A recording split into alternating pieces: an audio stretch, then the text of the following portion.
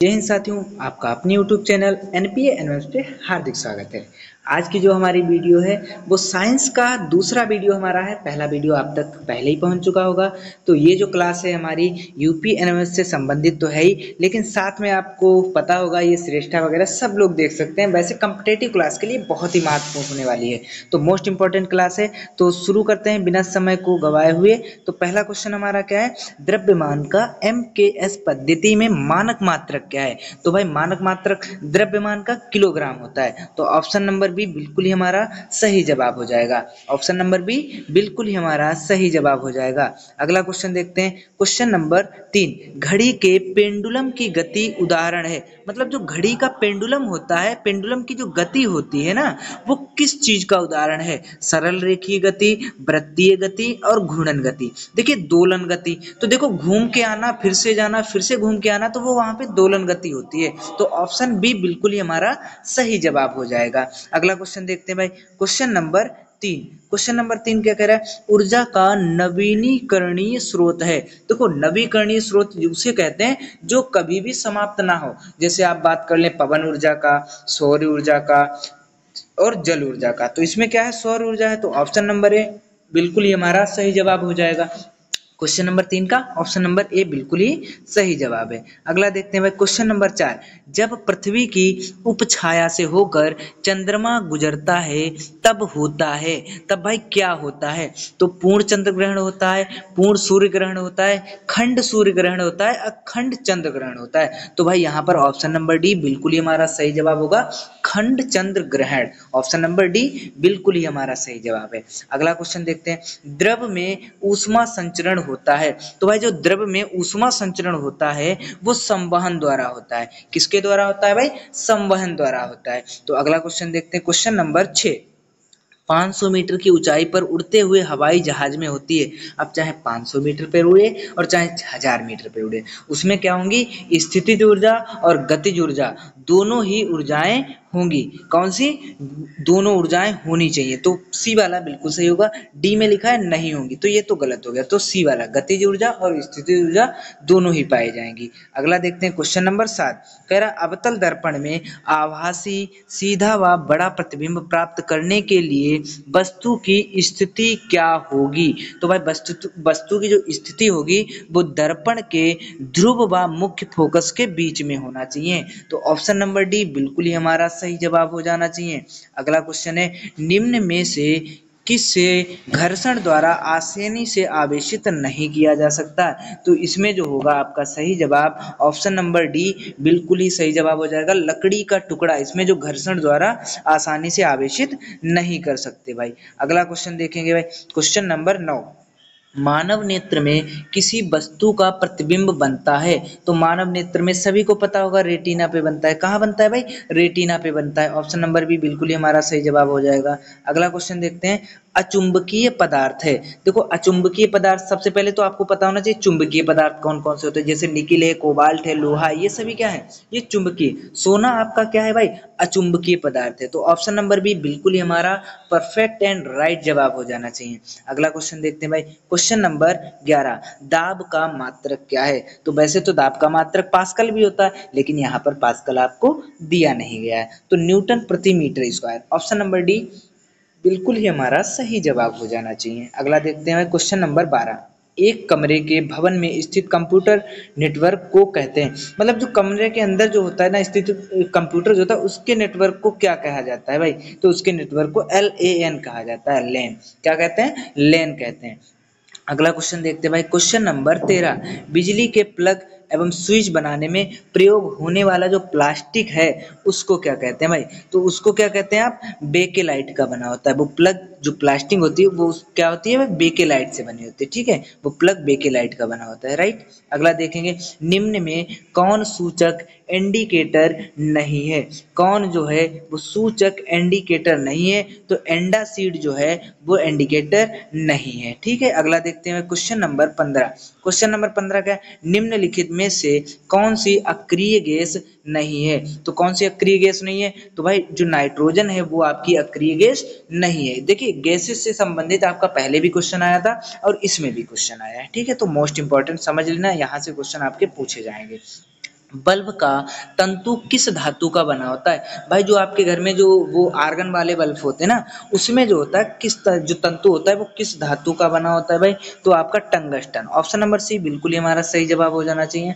अगला देखेंगे, कह रहा है एल्यूमिनियम को क्षरण से बचाने के लिए प्रयुक्त मतलब बचाने के लिए विद्युत लेपन किया जाता है, तो किसका लेपन किया जाता है? तो भाई किसका किया जाता है? क्रोमियम का किया जाता है। किसका? एल्यूमिनियम के क्षरण को बचाने के लिए क्रोमियम का किया जाता है, राइट। अगला देखते हैं भाई, अगला क्वेश्चन क्या कह रहा है? क्वेश्चन नंबर 18, विद्युत वाहक बल का मात्रक क्या है? तो भाई विद्युत वाहक बल का मात्रक आपका हो जाता है वोल्ट हो जाता है। क्या हो जाता है?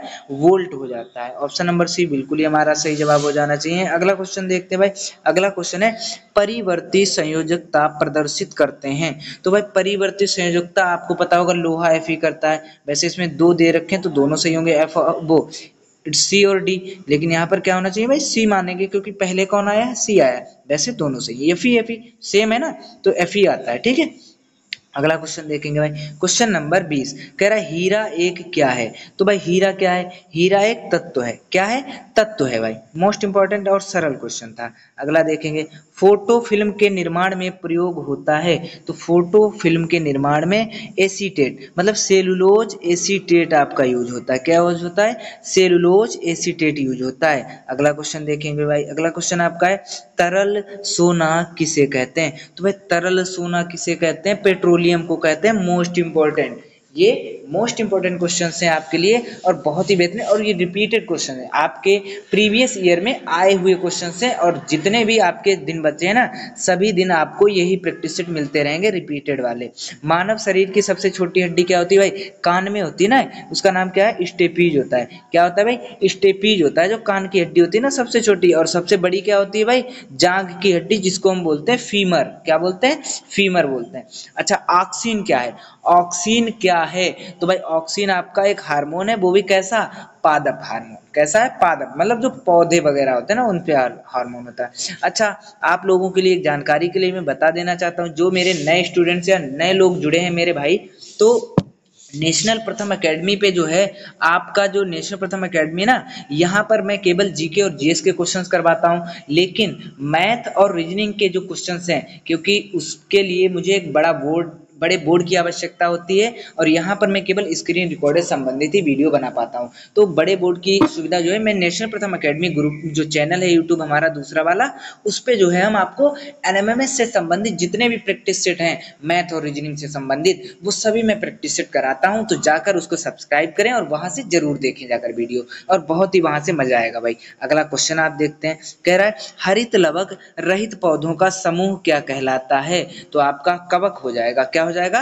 कवक हो जाएगा। क्लियर। अगला देखते हैं क्वेश्चन नंबर 26। क्वेश्चन नंबर 26 कह रहा है वे अंग जिनकी उत्पत्ति और मूल रचना समान होती है किंतु कार्य में अंतर होता है, तो कौन हो जाते हैं भाई? समजात अंग हो जाते हैं। कौन हो जाते हैं? समजात अंग हो जाते हैं। ऑप्शन नंबर ए बिल्कुल ही हमारा सही जवाब हो जाएगा। अगला क्वेश्चन देखते हैं, क्वेश्चन नंबर 27। ऑक्सीकरण के उपरांत उत्पन्न ऊर्जा कोशिका में किस अणु के रूप में संचित होती है? तो भाई एटीपी के रूप में संचित होती है। किसके रूप में? एटीपी के रूप में संचित होती है। अगला देखते हैं क्वेश्चन नंबर 28। कह रहा है वर्षा ऋतु में सुबह के समय कुछ शाकीय पौधों पर किनारे की ओर जल की बूंदें दिखाई देती हैं, इसका कारण क्या होता है? तो बिंदु स्राव जो होता है ना, बिंदु स्राव, यही एक मुख्य कारण होता है। तो ऑप्शन नंबर सी बिल्कुल ही हमारा सही जवाब हो जाएगा। अगला देखते हैं भाई क्वेश्चन नंबर 29। क्वेश्चन नंबर 29 क्या है? सबसे छोटा पुष्प होता है। तो सबसे छोटा आपको पता होना चाहिए वुल्फिया होता है। कौन सा होता है भाई? वुल्फिया होता है सबसे छोटा पुष्प या फूल की बात करें। अगला है वसा में घुलनशील। तो वसा में घुलनशील आपका कौन सा हो जाएगा? ऑप्शन नंबर, वसा में घुलनशील कौन सा हो जाएगा? ऑप्शन नंबर सी बिल्कुल ही हमारा सही जवाब होगा। विटामिन जो डी है वो वसा में घुलनशील है। क्लियर। और अगर पानी में घुलनशील बात करें तो सी, कौन सी हो जाएगी? सी हो जाएगी। क्लियर है। आगे देखते हैं क्वेश्चन नंबर 31। बीसीजी का टीका लगाया जाता है। तो बीसीजी का टीका आपका कब लगाया जाता है? जन्म के समय लगाया जाता है। कब लगाया जाता है भाई? जन्म के समय लगाया जाता है। यहाँ तक कोई डाउट किसी को नहीं होने चाहिए भाई। अगर किसी को कोई डाउट्स हैं, जैसे कि सर आपकी पीडीएफ थोड़ी एक्टिवेट मतलब क्रिएट बढ़िया नहीं बन रही है या थोड़ा साफ नहीं दिख रहा है, तो उसको आप लोग बेझिझक होकर कमेंट कर सकते हैं। मैं उसमें सुधार लाने की कोशिश करूंगा। कोई भी अगर इसमें सुधार लाने की जरूरत है तो उसको जरूर आप लोग कमेंट किया करें। रक्त समूह की खोज की थी, तो भाई इसमें ई ब कुछ ऐसा लगा ना, तो लैंड स्टीनर ने की थी। किसने की थी? लैंड स्टीनर ने। ऑप्शन नंबर सी बिल्कुल ही हमारा सही जवाब हो जाएगा। अगला, निम्नलिखित में से कौन सा पौधे का मादा जननांग होता है? तो भाई जायांग होता है। क्या होता है? जायांग। ऑप्शन नंबर ए बिल्कुल ही हमारा सही जवाब हो जाएगा। आगे, लोही नस्ल की भेड़ें पाई जाती हैं। जो भाई लोही नस्ल की भेड़ें हैं वो कहाँ पाई जाती हैं? तो राजस्थान और पंजाब में पाई जाती हैं लोही नस्ल की भेड़ें। अगला क्वेश्चन और लास्ट क्वेश्चन है, सीपीयू का पूरा नाम क्या है? तो इस क्वेश्चन को आपको करना है कमेंट में। मैं भी तो देखूं क्या, कम से कम इतना तो आपको आना चाहिए। तो क्वेश्चन नंबर 35 आप लोग कमेंट में करेंगे कि आखिर इसका क्या जवाब होगा। राइट, आखिर इसका क्या जवाब होगा। ठीक है, मिलेंगे आपको नेक्स्ट वीडियो में। जय हिंद, जय भारत।